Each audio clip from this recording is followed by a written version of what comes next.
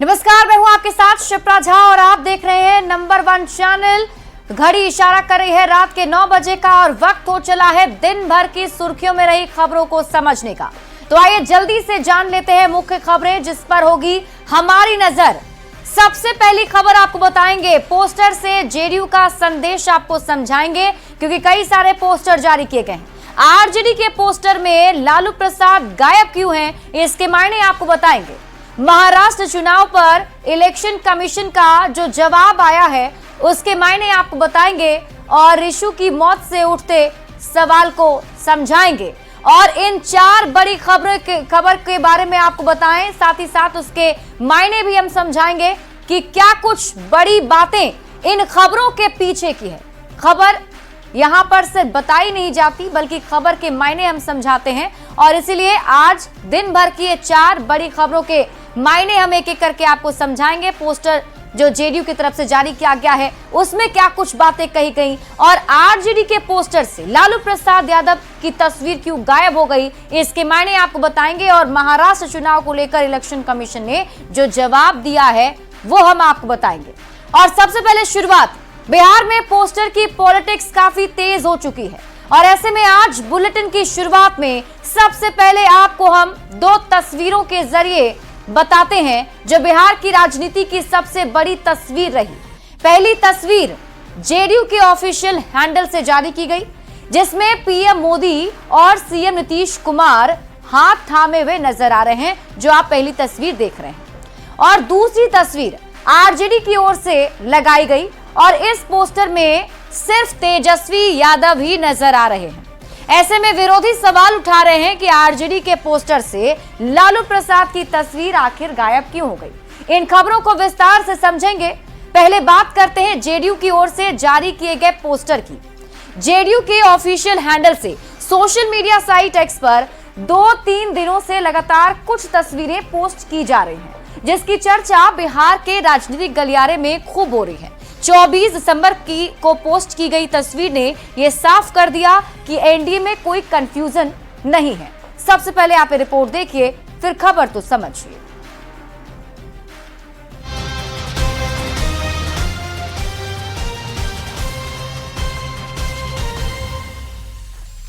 जैसे जैसे ठंड बढ़ती जा रही है वैसे वैसे बिहार का राजनीतिक पारा भी चढ़ता जा रहा है। पिछले 4-5 दिनों से सियासी गलियारे में कई सवाल तैर रहे हैं। सवाल ये कि 2025 में नीतीश कुमार एनडीए का चेहरा होंगे या नहीं।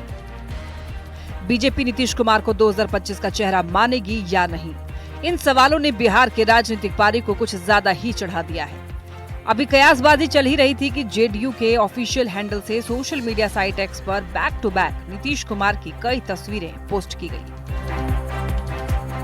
21 दिसंबर को लिखा गया 2025 फिर से नीतीश।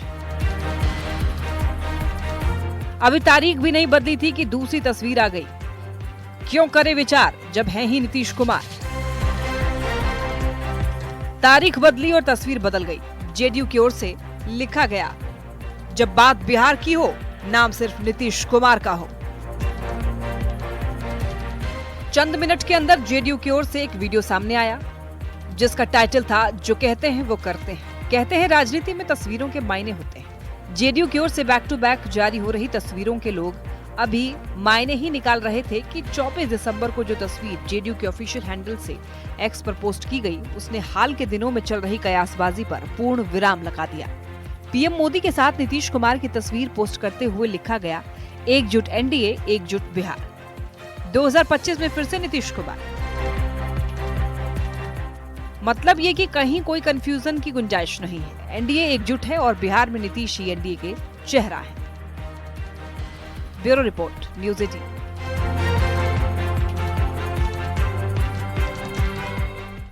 और अब आप पोस्टर से पॉलिटिक्स को समझिए। ये पोस्टर 21 दिसंबर 2024 को जेडीयू की ओर से सोशल मीडिया साइट एक्स पर पोस्ट किया गया था। ये वही समय था जब केंद्रीय गृह मंत्री अमित शाह ने एक निजी चैनल को इंटरव्यू देते समय बिहार पर पूछे गए सवाल का जवाब दिया था, जिसके बाद तरह तरह की कयासबाजी तेज हो गई थी। तब जेडीयू की ओर से जारी पोस्टर में लिखा गया 2025 फिर से नीतीश। 21 दिसंबर को जेडीयू की ओर से एक और पोस्टर जारी किया गया और उसमें लिखा गया, क्यों करें विचार जब है ही नीतीश कुमार। मतलब ये कि जेडीयू को नीतीश के चेहरे के अलावा कोई मंजूर नहीं है और इस बारे में किसी तरह का कंफ्यूजन जेडीयू को पसंद भी नहीं है। 22 दिसंबर 2024 को फिर से जेडीयू की ओर से एक और पोस्टर जारी किया गया और इस पोस्टर में लिखा गया, जब बात बिहार की हो तो नाम सिर्फ नीतीश कुमार का हो। ये वही तारीख थी जब बीजेपी और जेडीयू के रिश्ते को लेकर विपक्ष खूब सवाल खड़े कर रहा था और तंज भी कस रहा था। 22 दिसंबर 2024 यानी उसी दिन जेडीयू की ओर से एक और पोस्टर जारी किया गया, साथ में वीडियो भी जारी किया गया और साफ साफ संदेश देने की कोशिश की गई कि नीतीश जो कहते हैं नीतीश वो करते भी हैं। इसी बीच दिल्ली में बीजेपी कोर ग्रुप की बैठक होती है और बीजेपी के नेता एक सुर में कहते हैं कि नीतीश कुमार ही 2025 में एनडीए का चेहरा होंगे, इसमें कहीं से कोई कंफ्यूजन है ही नहीं। और इसके बाद 24 दिसंबर को यानी कि आज जेडीयू की ओर से एक तस्वीर पोस्ट की जाती है और इस तस्वीर में पीएम मोदी और सीएम नीतीश कुमार एक साथ हाथ थामे हुए नजर आ रहे हैं और पोस्टर में लिखा है, एकजुट एनडीए, एकजुट बिहार, 2025 में फिर से नीतीश कुमार। मतलब ये साफ है कि एनडीए में कोई कंफ्यूजन नहीं है, बीजेपी और जेडीयू एकजुट है।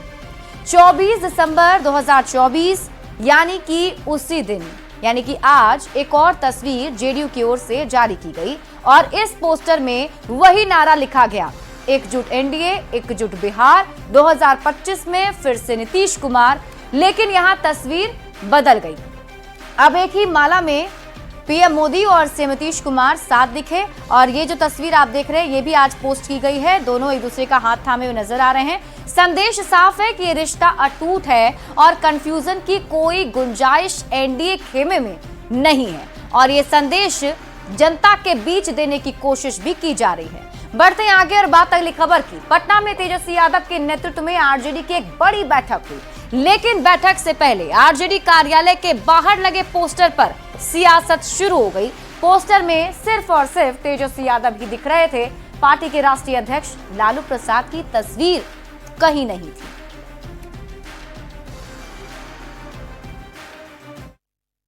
पटना में आज तेजस्वी यादव के नेतृत्व में आरजेडी की बड़ी बैठक हुई, लेकिन इस बैठक से पहले पार्टी कार्यालय के बाहर लगे पोस्टर पर सवाल उठने लगे। दरअसल पोस्टर में 2025 विधानसभा चुनाव के वादे को लिखा गया, लेकिन पोस्टर में सिर्फ तेजस्वी की तस्वीर लगी थी। पार्टी के किसी बड़े नेता की पोस्टर में तस्वीर नहीं दिखी। खुद लालू प्रसाद भी पोस्टर से गायब दिखे। अब पोस्टर पर बीजेपी और जेडीयू नेताओं ने तंज कसते हुए कहा, तेजस्वी यादव ने अपने पिता और पार्टी के राष्ट्रीय अध्यक्ष को ही दरकिनार कर दिया। आरजेडी कार्यालय के बाहर एक पोस्टर लगाया गया है और इस पोस्टर को लेकर के खूब चर्चा हो रही है। देख सकते हैं ये पोस्टर जो है वो माई बहन योजना के तहत जो ये पोस्टर लगाया गया है और इस पोस्टर में सिर्फ तेजस्वी यादव नजर आ रहे हैं, ना लालू, ना राबड़ी और न ही आरजेडी के दूसरे कोई बड़े चेहरे जो है वो इसमें नजर आ रहे हैं। ये उनके लिए सोचिए कि उनके दिल पे कितना बड़ा आघात लग रहा होगा कि पार्टी के वो राष्ट्रीय अध्यक्ष है, बावजूद इसके नेता प्रतिपक्ष जो कि उनके पुत्र भी हैं, कहीं बैनर पे जगह नहीं मिला। लालू राबड़ी जी को तेजस्वी चाहे अनचाहे रूप से अब राजनीति से रिटायर कर रहे हैं। लालू जी आजकल जो बौखलाए हुए हैं, उनकी बौखलाहट का सबसे बड़ा कारण यही है कि लालू जी अपनी आंख के सामने नालायक अगली पीढ़ी के कारण अपनी पार्टी को खत्म होते देख रहे हैं। इधर पोस्टर को लेकर तेजस्वी पर एनडीए के हमले के बीच तेजस्वी ने विधानसभा चुनाव 2025 की तैयारी पर चर्चा की। बैठक में पार्टी के संगठन को मजबूत करने और सदस्यता अभियान पर चर्चा हुई। तेजस्वी ने माई बहन मान योजना को जनता के बीच ले जाने का निर्देश दिया। बैठक के बाद तेजस्वी ने अम्बेडकर पर दिए बयान को लेकर अमित शाह से माफी मांगने के लिए कहा। उसमें पार्टी के संगठन को कैसे मजबूत किया जाए, सदस्यता अभियान को लेकर के हम लोग जो है और ज़्यादा से ज़्यादा सदस्य कैसे बनाएं, चुनाव की तैयारी के लिए हम सब लोगों को क्या करना है, इसकी हम लोगों की बैठक हुई। उनका ज़्यादा माफ़ी मांगना चाहिए अमित शाह जी को। उन्होंने जिस प्रकार से बाबा अम्बेडकर जी के बारे में बोला, उनको तो रिजाइन करना चाहिए, माफी मांगना चाहिए। 2025 विधानसभा चुनाव को लेकर आरजेडी तैयारी में जुट गई है, लेकिन आरजेडी की इस बैठक में लालू प्रसाद की तस्वीर ही गायब दिखी। विपक्ष हमेशा लालू राबड़ी शासनकाल की याद दिलाकर आरजेडी को घेरती है। ऐसे में सवाल उठने लगे हैं, क्या तेजस्वी खुद के चेहरे के भरोसे 2025 के सियासी रण में उतरेंगे? न्यूज़ 18 के लिए पटना से अमित कुमार की रिपोर्ट। और अब आप पोस्टर से लालू प्रसाद की तस्वीर गायब होने के मायने को समझिए। तेजस्वी यादव ने अपने चेहरे पर चुनाव लड़ेगा आरजेडी, मतलब तेजस्वी यादव के चेहरे पर ही आरजेडी चुनाव लड़ने वाला है। 2005 के पहले की पहचान से किनारा करने की कोशिश हो रही है। 2020 में भी आरजेडी के पोस्टर से लालू प्रसाद की तस्वीर गायब थी, यानी कि 2020 में जब चुनाव हुए थे विधानसभा के, उस वक्त भी लालू प्रसाद की तस्वीर से किनारा किया गया था। 2020 का चुनाव तेजस्वी यादव के चेहरे पर ही लड़ा गया था। 2020 के चुनाव में आरजेडी का प्रदर्शन पहले के मुकाबले बेहतर रहा। 2020 में आरजेडी बिहार विधानसभा में सबसे बड़ी पार्टी बनकर निकली थी, मतलब सबसे ज्यादा विधायक उनके जीत कर आए थे। 2025 में भी तेजस्वी यादव के चेहरे पर ही चुनाव लड़ने की तैयारी आरजेडी कर रहा है। लालू प्रसाद की तस्वीर गायब होने पर विपक्ष ने तंज कसा है। 2005 के पहले की पहचान से पीछा छुड़ाना चाहते हैं। तेजस्वी यादव लालू राबड़ी को रिटायर कर रहे हैं, ये तंज कसा जा रहा है। एनडीए के पक्ष से और खास तौर पर विपक्ष की तरफ से हमला सीधे सीधे तेजस्वी यादव पर किया जा रहा है। बढ़ते हैं आगे और बात अगली खबर की। पटना के श्री कृष्णपुरी थाना क्षेत्र के गांधीनगर इलाके के हॉस्टल में बर्थडे पार्टी के दौरान 11वीं के छात्र की गोली मारकर हत्या की गई। छात्र के साथियों पर गोली मारने का आरोप लगा है।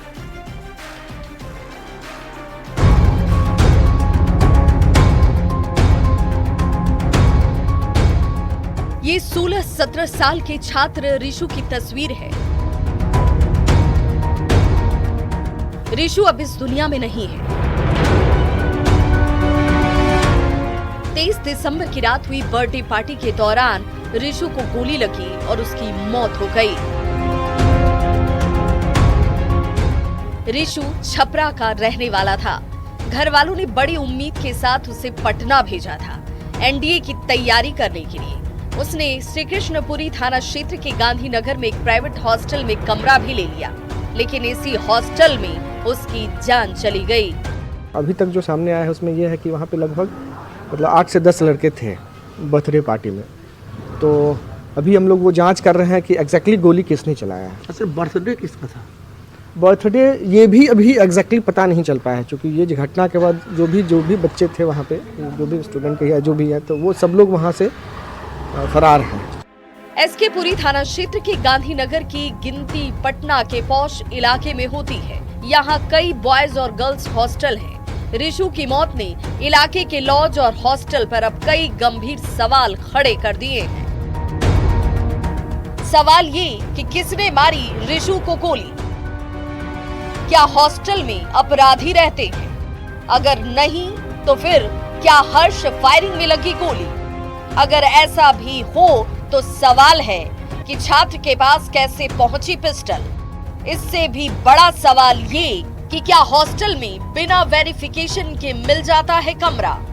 और हॉस्टल संचालक क्यों नहीं करते छात्रों की निगरानी? इन सवालों के जवाब ढूंढना जरूरी है, लेकिन उससे पहले मृतक छात्र के रिश्तेदारों का आरोप है कि जिस छात्र ने ऋषु को अस्पताल पहुंचाया उसी ने गोली मारी है। हमारे भांजे को गोली लगी हुई है, तो हम लोग हॉस्पिटल आए और हॉस्पिटल आने के बाद जो लड़का हॉस्पिटल में उसको एडमिट कराया था, मतलब हमारे भांजे को, वही घटना को अंजाम दिया है। फिलहाल पुलिस ने यूडी केस दर्ज कर मामले की छानबीन शुरू कर दी है, लेकिन हॉस्टल में चली गोली से छात्र की मौत ने हॉस्टल संचालकों के अलावा पटना पुलिस की कार्यशैली पर भी सवाल खड़े जरूर कर दिए हैं, क्योंकि लोग बड़ी हसरत के साथ अपने बच्चों को पटना पढ़ने के लिए भेजते हैं। अगर ऐसी घटना घटेगी तो फिर लोग बच्चों को अकेले कैसे भेजेंगे? न्यूज़ 18 के लिए पटना से संजय कुमार के साथ ब्यूरो रिपोर्ट।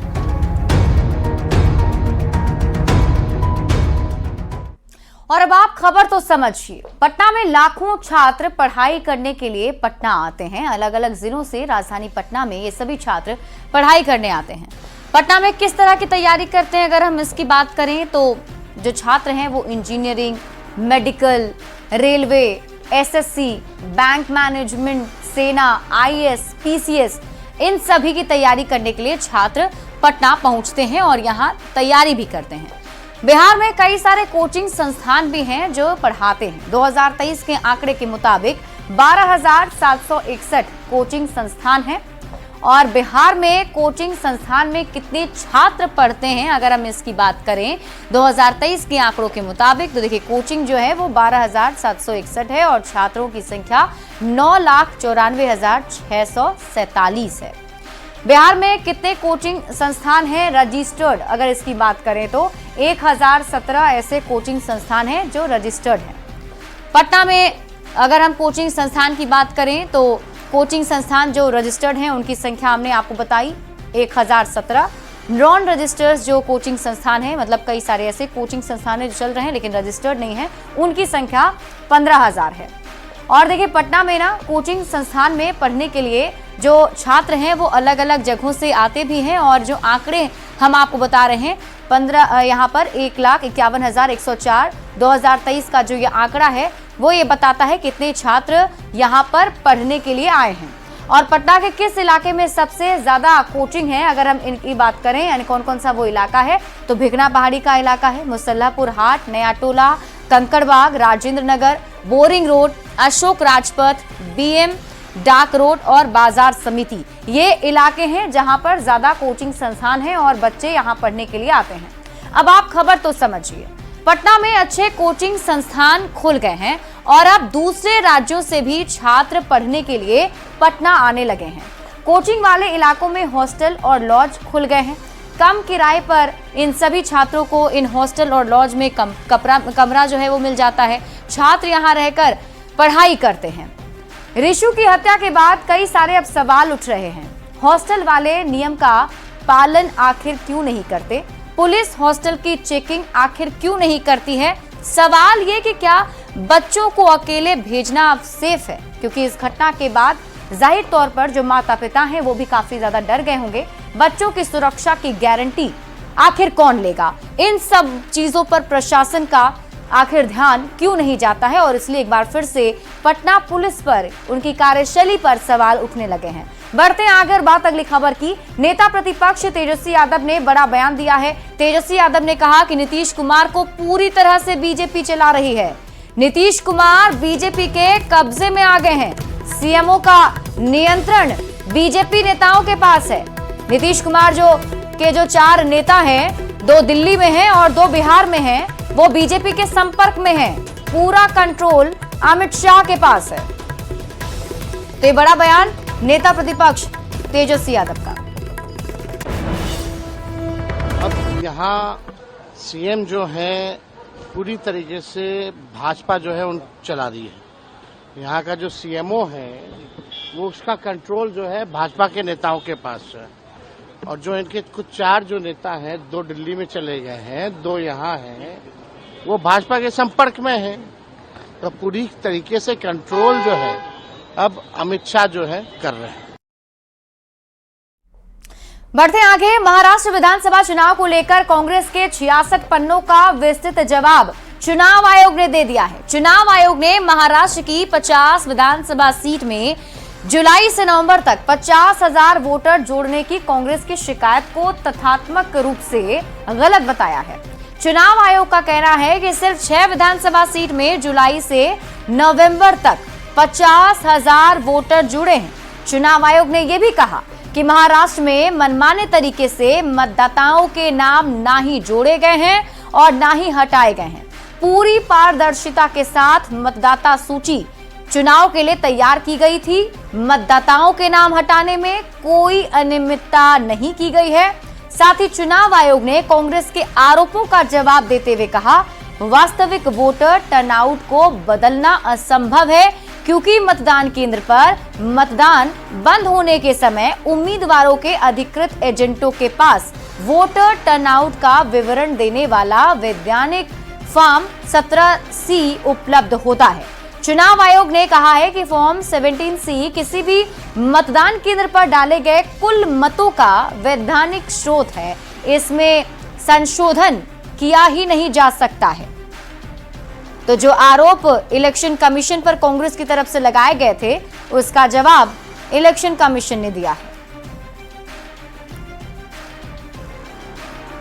और फिलहाल इस बुलेटिन में अभी के लिए बस इतना ही। आप देखते रहिए न्यूज़ 18 बिहार झारखंड।